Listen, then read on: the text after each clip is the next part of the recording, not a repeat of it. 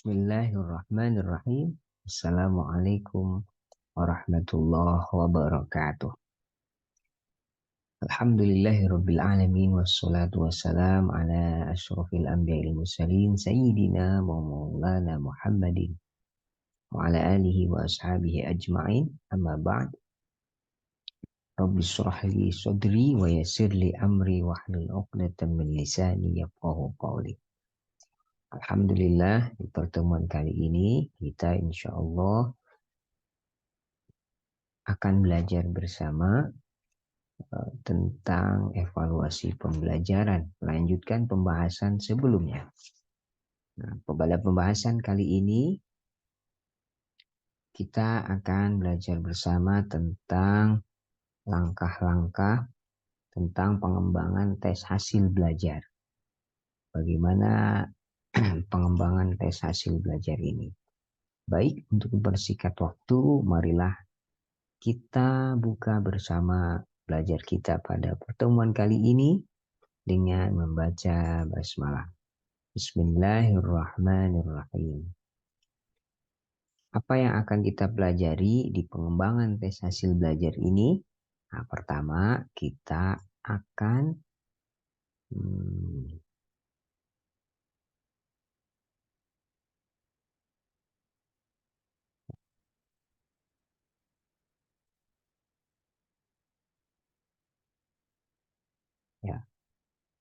akan belajar tentang pengertian dari tes itu sendiri.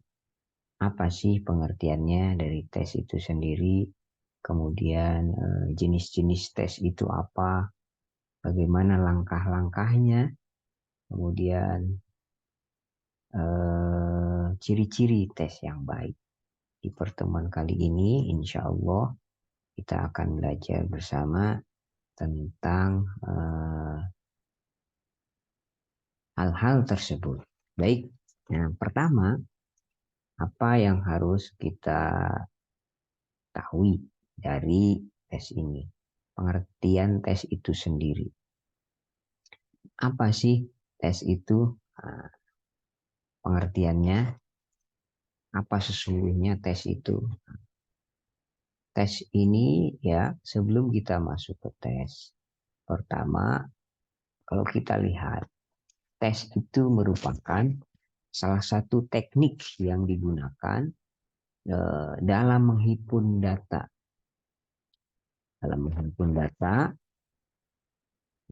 Dalam proses evaluasi. Nah, termasuk evaluasi pendidikan. Teknik ini merupakan teknik tertua yang dipakai dalam mengumpulkan data, sehingga sering orang beranggapan tidak ada evaluasi hasil belajar kalau tidak ada tes. Gitu. Nah, sekarang pertanyaannya, apa sih tes itu sendiri? Apa sesungguhnya tes itu? Nah, secara bahasa, kata tes itu berasal dari bahasa Prancis. Bahasa Prancis kuno, testum, yang artinya piring untuk menyisihkan logam-logam mulia. Dalam bahasa Inggris itu ditulis tes, dan dalam bahasa Indonesia diterjemahkan dengan tes, ujian, ataupun percobaan. Nah, itu secara bahasa, berasal dari bahasa Prancis kuno, testum.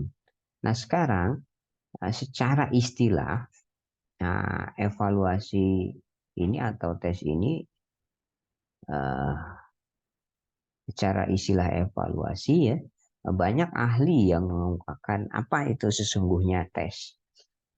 Seperti siapa saja nih yang mengungkapkan. Pertama, secara istilah, Yudi Jono berikan definisi bahwa tes itu adalah cara atau prosedur dalam rangka pengukuran dan penilaian. Nah, bahkan menurut Abel dan Frisibi dalam Zenul dan Nasution,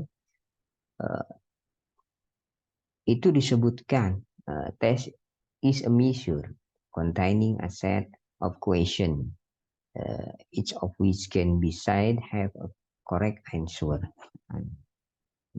Atau di dalam pendapat lain, tes itu disebutkan oleh Nurkanca dan Sunartana.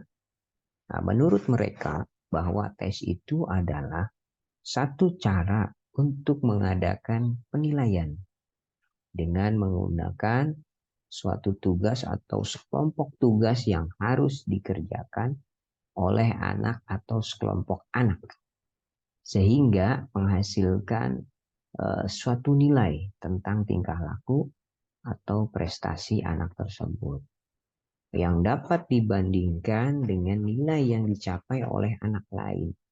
Nah, atau dengan nilai standar yang telah ditetapkan. Itu menurut Nurkanca dan Sunartana.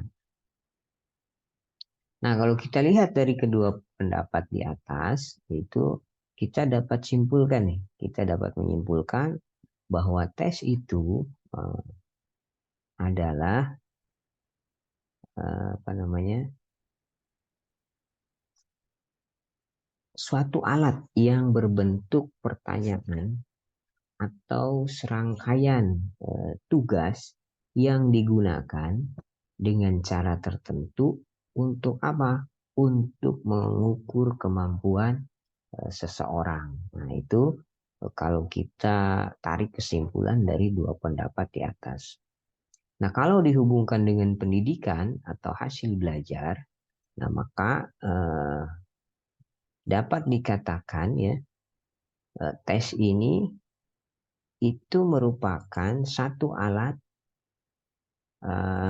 yang digunakan untuk mengukur suatu aspek pendidikan atau mengukur hasil belajar.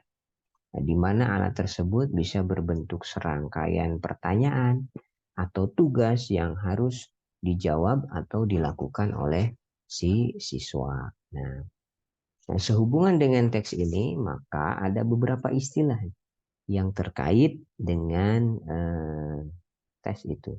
Pertama, tes, kemudian ada testing, dan ada teste.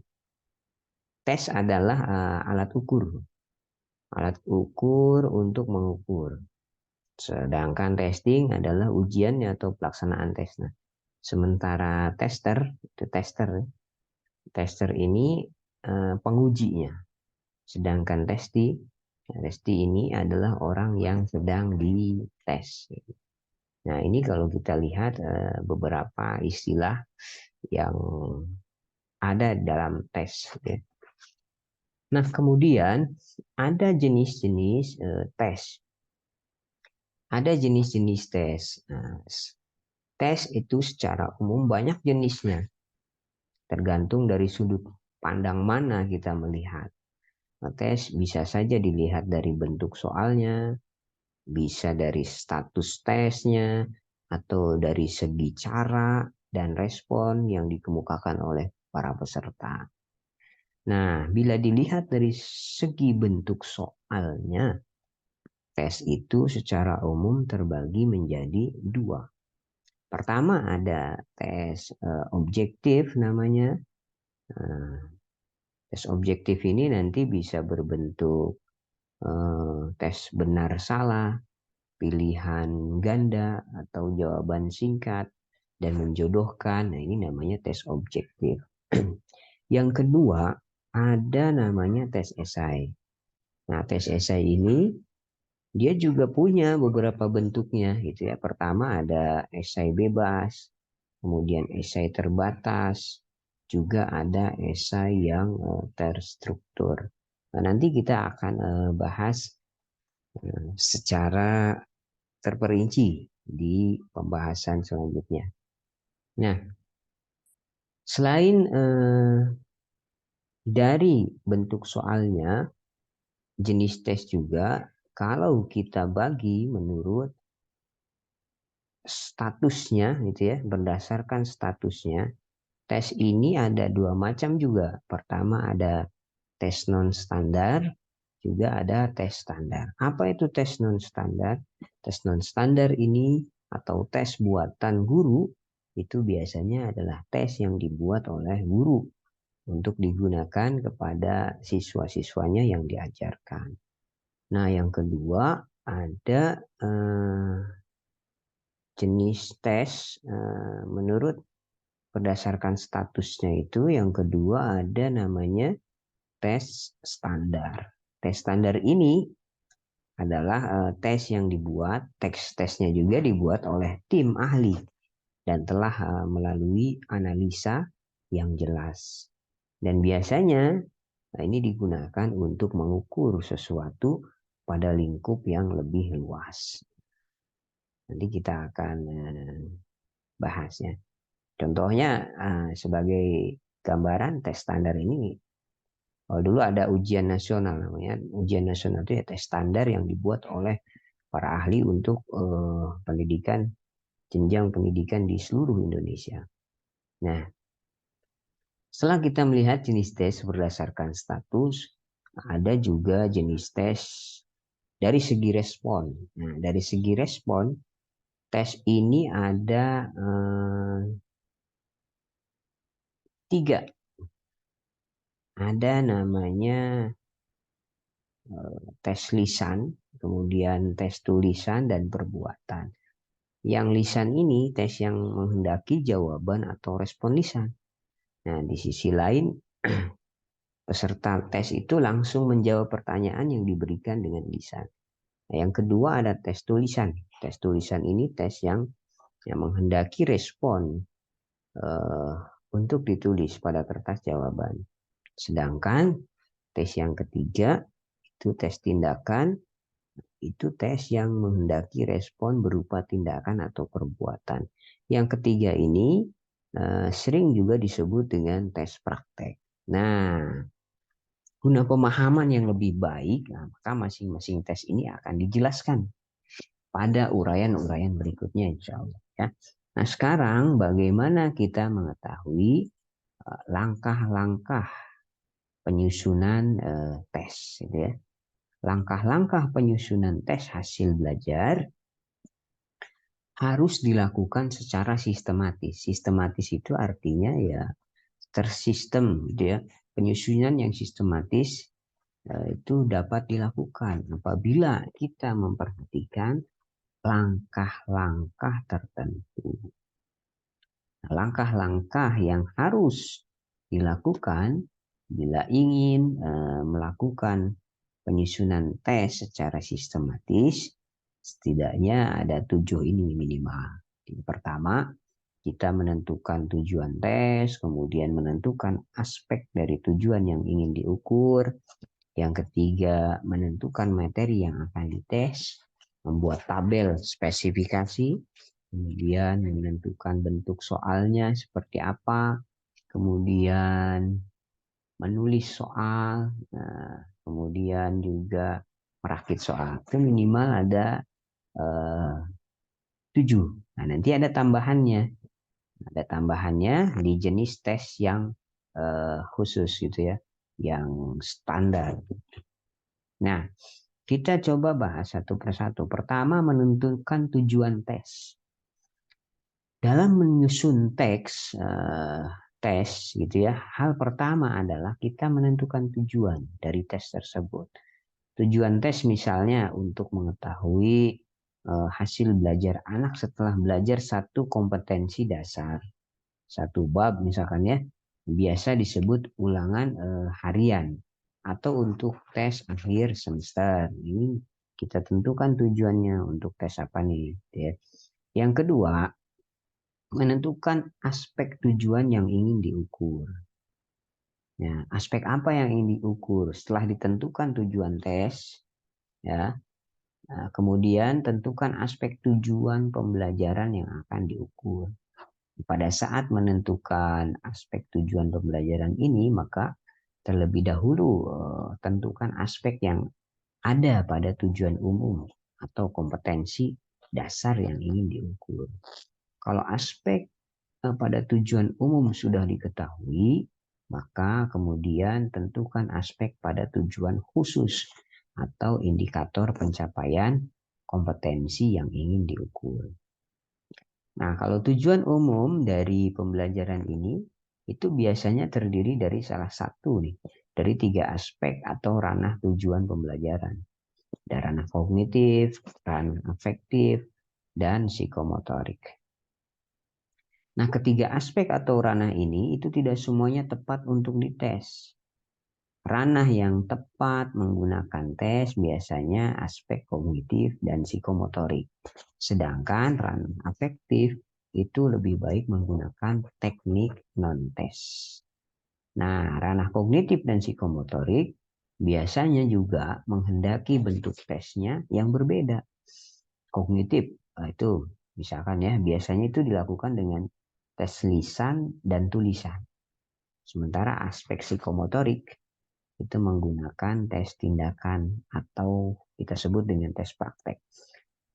Nah, setelah kita putuskan, misalkan ya, renang yang akan dites.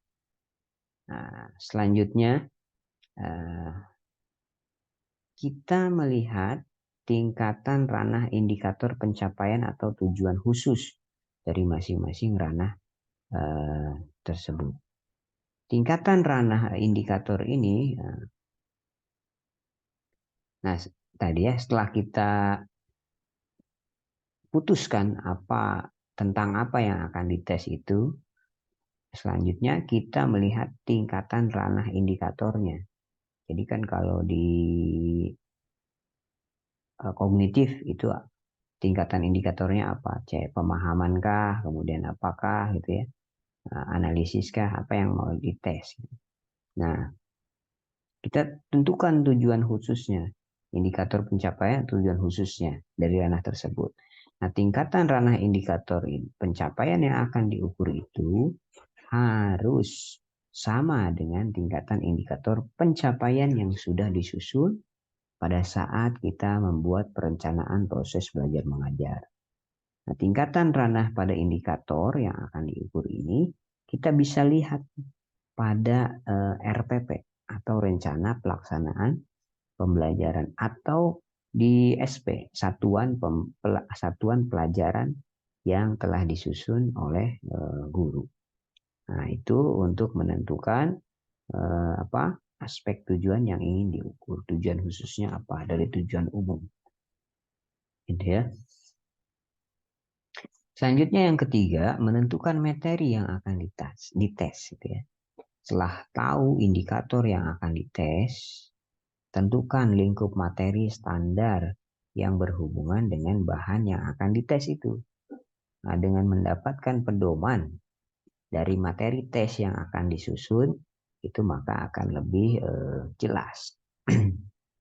Yang ketiga, setelah kita menentukan materi yang akan dites, kemudian yang keempat, membuat tabel spesifikasi. Karena banyak materi atau tujuan yang akan diteskan, maka tergantung pada tes apa yang dilakukan. Jika tes yang dilakukan adalah tes formatif, di mana lingkup materinya yang akan dites itu hanya satu kompetensi dasar saja, maka tujuan yang akan diukur mungkin hanya sedikit. Nah, sehingga bisa diteskan semuanya. Tapi tes itu pasti ada bentuk tes sumatif. Sumatif itu di mana bahan dan tujuan yang akan diteskan itu sangat banyak. Karena satu semester misalnya, karena terdiri dari kompetensi dasar dan materi dari satu semester itu. Nah, bila tujuan atau indikator dari pencapaian kompetensi itu sedikit, maka bisa saja diteskan semuanya. Maka harus diambil nih wakil-wakil dari tujuan pembelajaran tersebut. Nah, agar wakil-wakil ini yang diambil tersebut dapat representatif mewakili eh, materi dan tujuan itu, maka dibuatlah kisi-kisi soal. Kisi-kisi soal atau dikenal juga dengan tabel spesifikasi. Agar kita ketahui itu sudah mewakili indikator-indikator belum, sudah mewakili kompetensi-kompetensi dasar yang ingin dicapai atau belum, sudah mewakili subbab materi atau belum.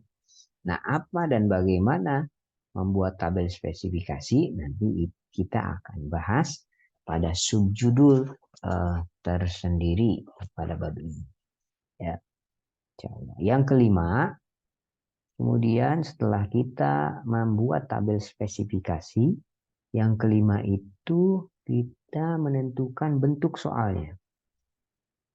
Nah, setelah diketahui nih porsi masing-masing kompetensi dasar dari dan materi pelajarannya, langkah selanjutnya adalah kita tentukan bentuk soalnya yang akan dibuat itu akan seperti apa.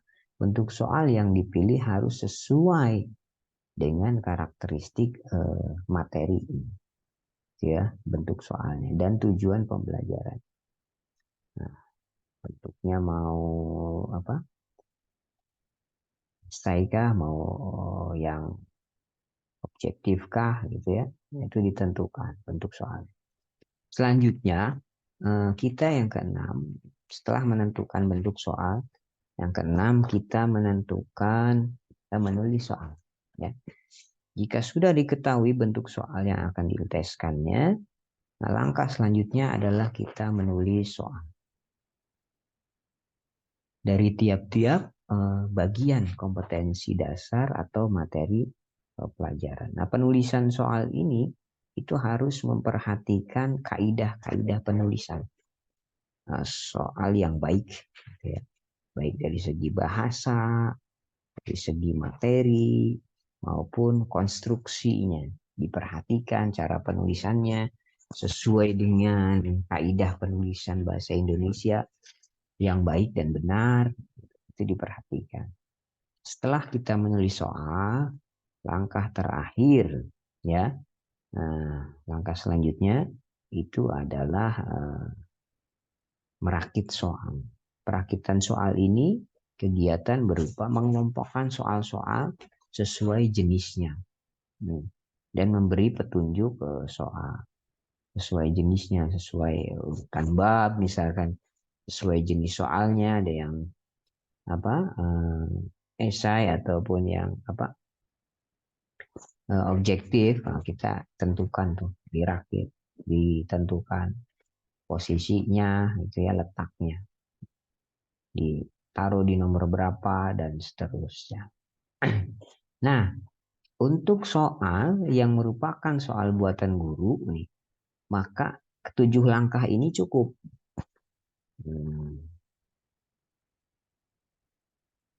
Ya, ketujuh soal ini cukup kalau untuk soal yang merupakan soal buatan guru. Namun bila soal yang dibuat itu akan distandarisasi, maka ada langkah tambahannya. Standarisasi itu ya digunakan untuk kebutuhan yang luas gitu ya. Nah, tidak hanya untuk satu kelas itu, misalkan untuk sekolah-sekolah yang lain misalkannya gitu. Maka ada standarisasi. Atau juga untuk penelitian misalkannya, contoh pembuatan skripsi dan lain-lain, itu bisa ditambahkan dari ketujuh langkah ini. Tambahannya apa? Nah, langkah yang ke-8 gitu ya. Bila soalnya ini akan distandarisasi gitu ya, akan digunakan juga oleh halayak ramai atau cakupannya lebih luas, maka yang ke-8 langkahnya yaitu uji coba soal. Soalnya ini diuji coba. Kegiatan mengetes soal. Mengetes soal pada sampel testing pada peserta didik. Ya. Uji coba ini dilakukan untuk apa sih? Untuk mendapatkan data untuk dianalisis guna menentukan kualitas soalnya yang telah dibuat. Soalnya sudah baik atau belum gitu. Ya. Yang ke-9, setelah diuji coba soal, yang ke-9 itu kita analisis hasil uji coba itu. Nah, setelah didapatkan data uji coba, nah data-data tersebut Maka dianalisis. Analisis ini mencakup beberapa hal. Ada nanti untuk mengetahui tingkat validitas, ketepatan gitu ya, tepatan tes. Nah, apakah tes ini tepat dengan apa materi yang diujikan? Nah, itu kita diuji validitas. Kemudian reliabilitasnya diuji juga. Reliabilitas itu ketetapan, tetap nggak nih? Nanti kita akan bahas ya satu-satu. Nah, ada juga daya pembeda analisisnya dan indeks kesukaran. Ini kenapa kok banyak yang salah menjawab soal ini. Nah, itu di indeks kesukaran di analisis dan lain sebagainya gitu ya. Ini juga nanti akan digunakan nih analisis-analisis ini, validitas, kemudian reliabilitas, daya pembeda, indeks kesukaran itu dalam penyusunan eh, apa penelitian yang bersifat kuantitatif misalnya. Nah, ini yang ke-10, setelah kita analisis hasil uji coba soal gitu ya, yang ke-10 revisi itu. Bila data yang didapatkan itu menunjukkan adanya kekurangan gitu ya, pada soal-soal yang telah diuji cobakan, maka kita harus melakukan revisi terhadap soal tersebut. Nah, revisi ini diperlukan untuk menyempurnakan soal-soal yang dianggap kurang sempurna. Nah, ke-11, pembuatan master soal.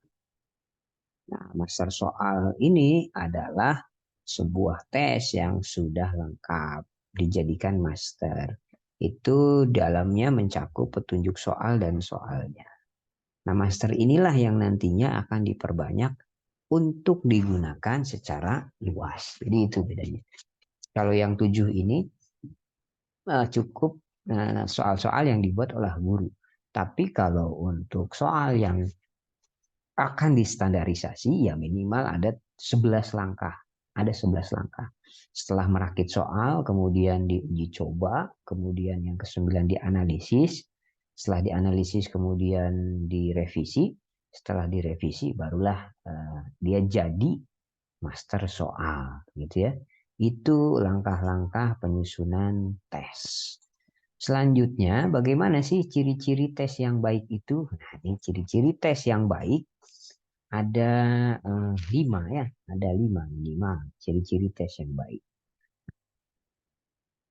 Nah, pada penjelasan terdahulu kita sudah belajar bersama bahwa tes itu adalah satu alat yang berbentuk pertanyaan atau serangkaian tugas yang digunakan dengan cara tertentu untuk mengukur kemampuan seseorang.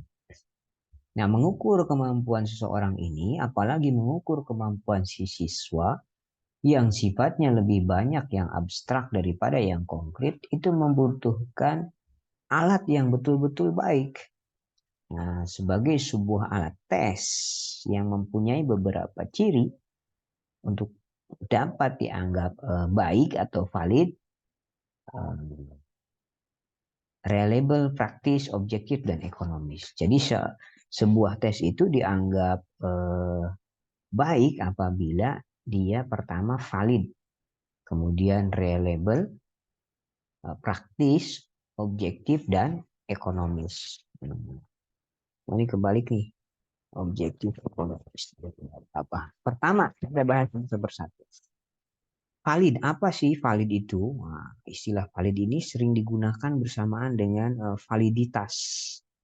Validitas butir soal, sebenarnya, kalau di penelitian kuantitatif. Valid adalah kata sifat, sedangkan validitas itu kata benda. Nah, kedua istilah ini harus digunakan secara tepat.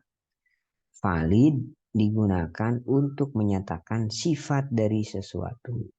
Sedangkan validitas itu digunakan untuk menunjukkan sebuah benda yang abstrak. Nah, secara bahasa dapat dijelaskan bahwa valid berasal dari bahasa Inggris. Bahasa Inggris ya, dan diserap ke dalam bahasa Indonesia. Valid itu sering diartikan sebagai sahih, benar, dan tepat, gitu ya. Nah, valid, sahih, benar, valid, sahih, tepat. Nah, ketiga kata ini sering digunakan secara bergantian untuk menunjukkan maksud yang sama sebetulnya. Nah, sebuah tes yang valid berarti adalah sebuah tes yang sahih, tes yang tepat. Tes yang baik itu harus valid. Sebuah tes dikatakan valid apabila kelas tersebut dapat secara tepat mengukur apa yang hendak diukurnya.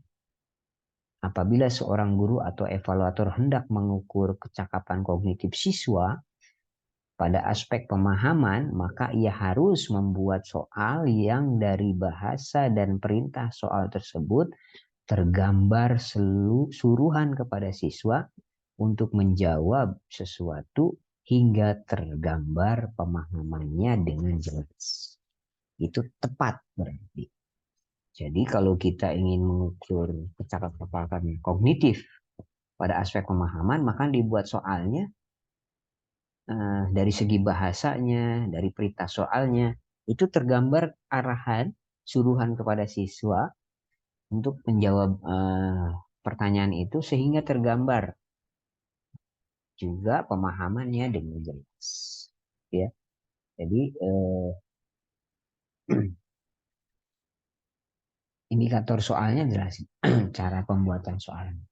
Kalau ingin mengukur aspek kognitif pada pemahaman, maka dibuat soal yang dari segi bahasa dan seterusnya, segi bahasa, perintah, itu juga tergambar nanti si siswa bisa menjawabnya tergambar dari situ, pemahaman juga, aspek kognitif juga. Nah itu valid namanya, sahih, tepat. Nah sebuah soal yang baik itu dapat diukur validitasnya dengan dua cara. Caranya yang pertama itu secara logis. Yang kedua empiris. Analisa secara logis nantinya dilakukan melalui analisa dengan pemikiran.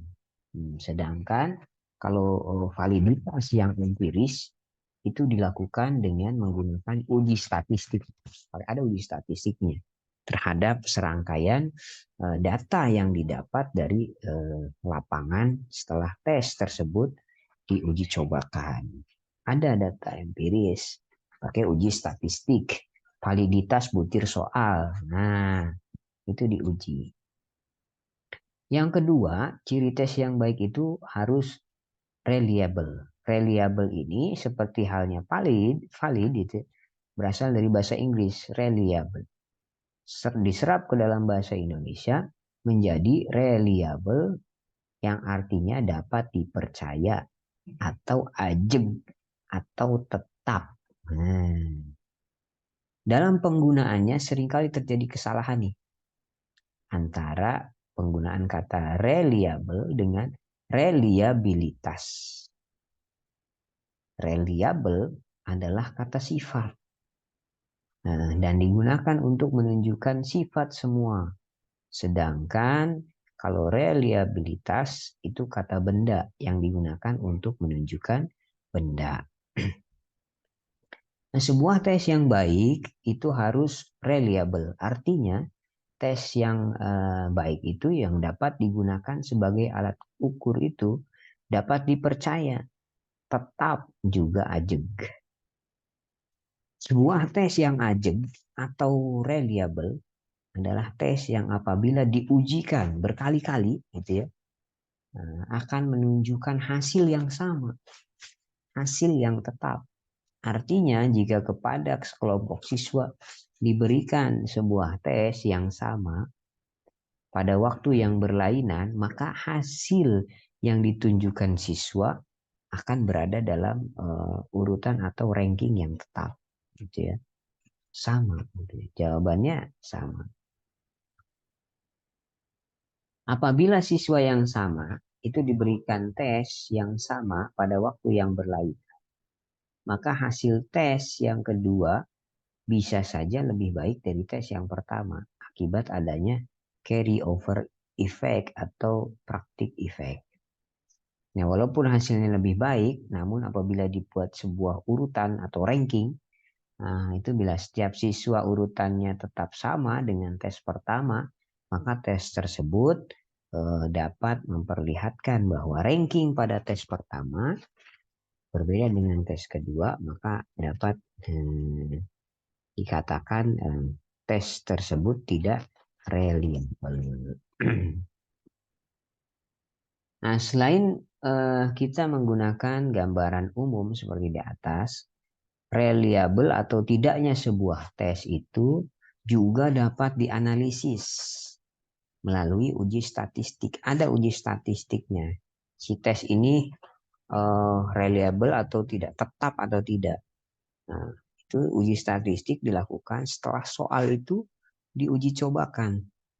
Lalu data yang didapatkan itu diuji dengan memasukkannya ke dalam rumus statistik untuk reliabilitas, untuk mengetahui tingkat reliabilitas dari soal tersebut, sehingga didapatkan nanti tingkat reliabilitas sebuah soal. Soal itu reliable tidak. Ini bisa diuji dengan statistik. Jadi reliable itu artinya tetap. Walaupun diujikan berkali-kali, ya hasilnya tetap sama. Itu ajeg namanya atau tetap. Kalau valid tadi tepat. Ya, itu yang kedua. Yang ketiga, ciri tes yang baik itu praktis. Nah, tes yang baik itu harus praktis.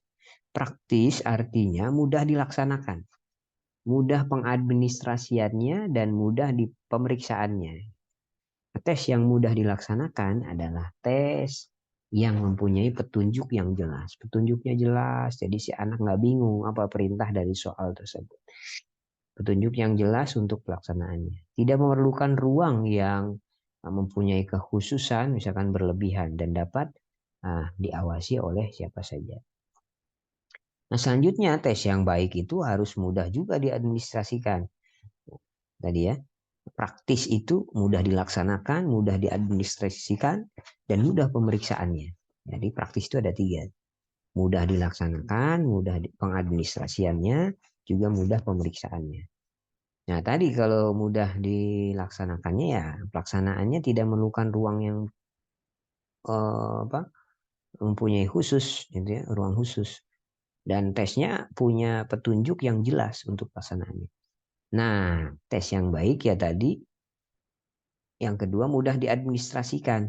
Praktis ini mudah diadministrasikan. Soalnya mudah untuk ditulis, dibuat masternya, sehingga tidak menyulitkan untuk diperbanyak dan didistribusikan. Nah, tes yang baik juga mudah dalam pemeriksaannya. Praktis itu artinya yang ketiga, mudah dalam pelaksanaannya. Mudah dalam pemeriksaan. Ya. Tidak membutuhkan waktu yang terlalu lama. Ya. Dapat dibantu pemeriksaan oleh orang lain. Nah, serta pemeriksaannya juga dapat dilakukan dengan mudah. Itu tes yang baik. Yang keempat, yang ciri tes yang baik itu ekonomis. Artinya apa? Tes yang baik juga harus ekonomis. Nah, tes tersebut dapat dilaksanakan tanpa menghabiskan dana yang banyak dan mahal, tenaga yang banyak, dan waktu yang lama. Nah, itu yang keempat. Yang kelima, tes yang baik itu harus objektif. Artinya, objektivitas pada tes lebih diutamakan pada pemberian skornya. Scoring yang objektif itu adalah tes yang memberikan tes apa adanya, sesuai dengan jawaban yang diberikan oleh peserta tes. Jadi kita sudah tahu nih kalau benernya segini, nilainya segini. Sudah ada apa namanya, pedoman penskorannya gitu ya. Itu tes itu objektif. Jadi enggak, wah ini anak yang baik, rajin, nah, kasih segini tambahan. Nah gitu ya. Nah skor sesuai dengan jawaban yang diberikan oleh peserta didik. Itu makin objektif penskoran, itu dapat dilakukan, makin objektif pula tes tersebut.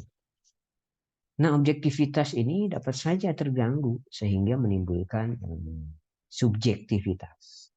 Sumber gangguan terhadap objektivitas ini dapat saja bersumber dari guru itu sendiri atau dari tes. Guru apabila tidak berhati-hati dalam melakukan penskoran ini dapat terbawa ke arah subjektivitas. Misalnya guru mempunyai sifat pelit atau pemurah, mempunyai kedekatan emosional dengan si anak gitu ya, terpengaruhnya bagusnya tulisan peserta didik atau yang lainnya.